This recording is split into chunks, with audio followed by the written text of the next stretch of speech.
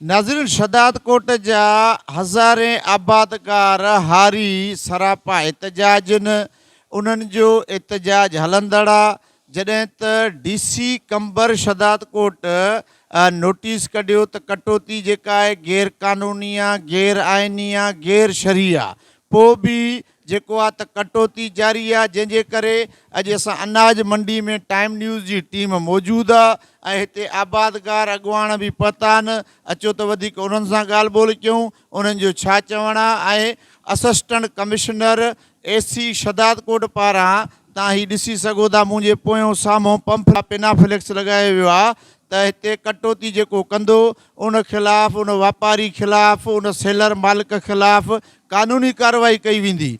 ऐं हिन वक़्तु हिते शदादकोट जा आबादकार पहुता आहिनि, हारी अॻुवान पहुता आहिनि, उन्हनि सां ॻाल्हि ॿोल कयूं था, वधीक उन्हनि जो छा चवणु आहे।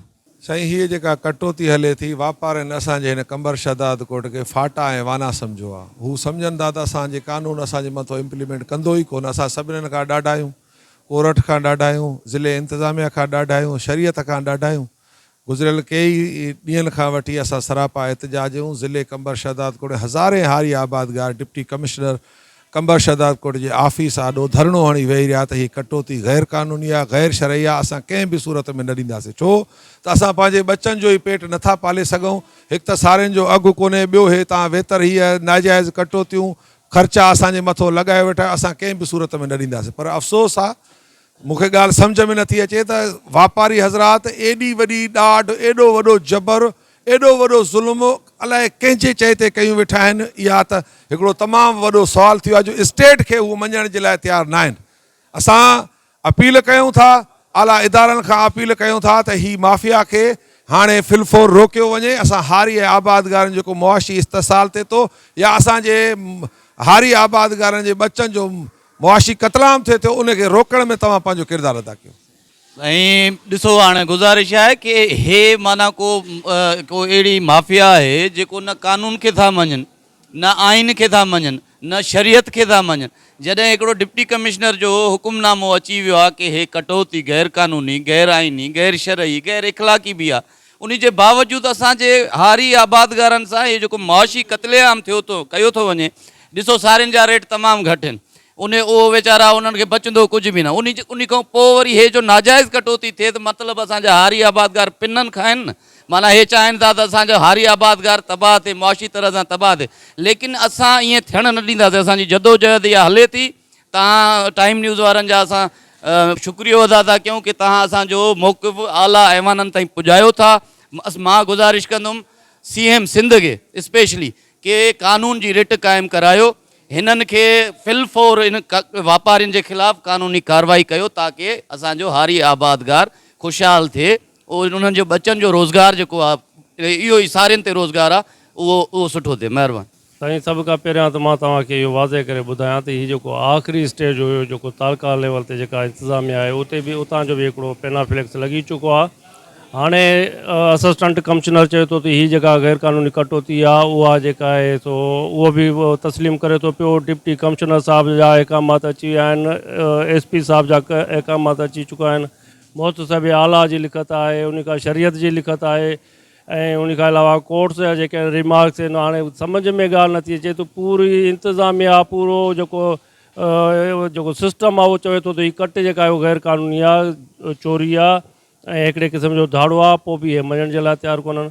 वाक़ई में हीअ जेको असांजो वापारी बिरादरी जेका उहा वाना में रहे थी, सिंध में कोन पई रहे। या त हिते असां वटि सरकार मौजूदु न आहे, या त उन्हनि जो ॾाढो एतिरो आहे जेको कंहिंखे मञण जे लाइ तयारु न आहिनि। ॻाल्हि त सूरत सभिनी खे साॻा ई आहिनि। इहा जेका कटौती हले थी, हिननि जी वॾे ऐं हिरियल आहिनि इन कटौती करण ते। अघ कोन्हनि, ॿियो हिननि जूं कटौतियूं नाजाइज़ जेके हिन जूं नाजाइज़ियूं हलनि थियूं। जीअं अगरि असां अनु खणी था वञूं सेलर ते, राइस मिल ते, उते कटौती कनि था, चवनि था भाउ हे DC जो ऑर्डर आहे, AC जो ऑर्डर आहे, सभिनी कोर्ट चयो आहे तव्हां कटौती छो था कयो। अहिड़ा त कई जेके आहिनि त ऑर्डर निकिरंदा रहंदा आहिनि, अहिड़ा त कई इन्हनि खे असां मञूं ई कोन था। इहे छा थिए, इहे नोटिफिकेशन रोज़ जो कमु आहे। इहे नोटिफिकेशन जो ई ॾिसूं, इहे जो कयूं त पोइ भला असांखे कारोबार न कयूं छा? पोइ कारोबार तव्हां भली कयो, पर नाजाइज़ी त न कयो न। तव्हांखे केरु थो झले त तव्हां कारोबार न कयो? कारोबार सदा कयो, जेका नाजाइज़ी आहे उहा न कयो। ग़रीबनि सां जेका नाजाइज़ सारियुनि जी अनाज मंडी में बीठा आहियूं त अॼु सारियुनि जो रेट छा हुयो? रेट हुयो 3400 रुपया।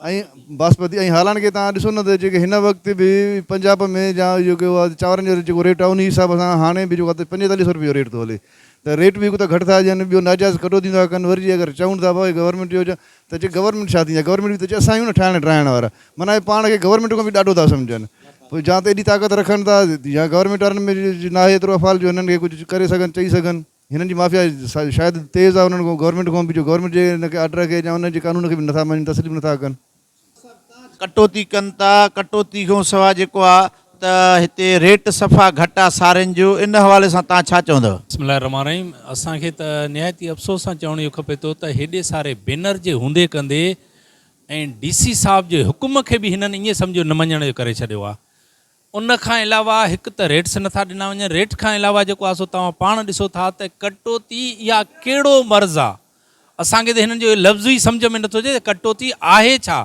अच्छा जेकॾहिं तव्हां असां जेकॾहिं हिननि खां सेलर अथऊं 5 मण कटी वठूं था त पोइ असांखे बि उहा कटौती ॾियनि त असां तयारु आहियूं बाक़ी आबादगार जे मथां कटौती लागू आहे जेकॾहिं राइस मिलर खां का शइ असां ख़रीद कयूं त उन ते का बि कटौती कोन्हे नाज़रीन आबादगार अॻुवाण हारी अॻुवाणनि जूं तव्हां ॻाल्हियूं ॿुधियूं हिननि जो इहो हिकिड़ो ई मुतालबो आहे सिंध गवर्नमेंट खां त जेका कटौती कई वञे थी उहा न कई वञे उन खां पोइ सारियुनि जो जेको रेट आहे उहो वधायो वञे ऐं हिन वक़्तु जेका टाइम न्यूज़ जी टीम आहे एशिया जी 2 नंबर अनाज मंडी आहे जेका सारियुनि जो वापारु थींदो आहे चांवरनि जो वापारु थींदो आहे 6 खां 7 अरब रुपए जो शदाद कोट में सारियुनि जो ऐं चांवरनि जो वापारु थींदो आहे जंहिंमां आबादगार हारियुनि जी जेके सारियूं अचनि थियूं उन ते ई सॼो वापारु थींदो आहे ऐं करोड़े रुपया गवर्नमेंट ऑफ सिंध खे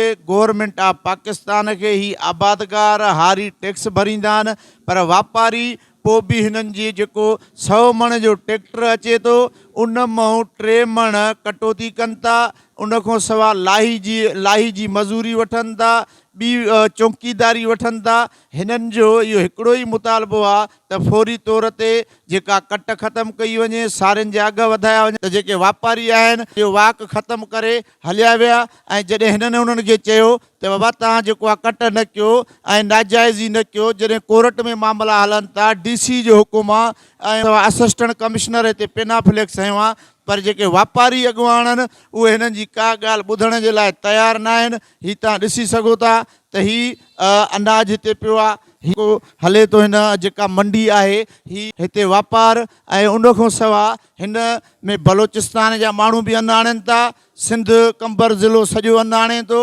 ऐं हिते वापार सां लखे माण्हुनि जा घर पलजनि था जॾहिं त सेलरुनि में जेको 6000 मज़ूर कमु कनि था उन खां पोइ हारी आबादगार लखे माण्हुनि जिन जा घर पलजनि था पर वापारी पंहिंजे हिकु हटी क़ाइमु कयूं वेठा आहिनि जंहिंजे करे ही सरापा एहतजाज आहिनि हिननि जो इहो मुतालबो आहे त फौरी तौर ते जेके वापारी कटौती कनि था उन्हनि खिलाफ़ कानूनी कार्रवाई कई वञे अगरि जे कानूनी कार्रवाई न कई वई त हिननि जो इहो मुतालबो आहे त ॿीहर असां DC कंबर जी ऑफिस जे ॾाढो धरणो हणंदासीं ही पेनाफ्लेक्स तव्हां ॾिसी सघो था असिस्टेंट कमिश्नर ऑफ शदाद कोट जो लॻल आहे त हिते जे कई वञे पोइ बि कटौती जारी आहे कैमरामैन अली रज़ा चांडियो सां गॾु अमीर मंगणाहार टाइम न्यूज़ शदाद कोट।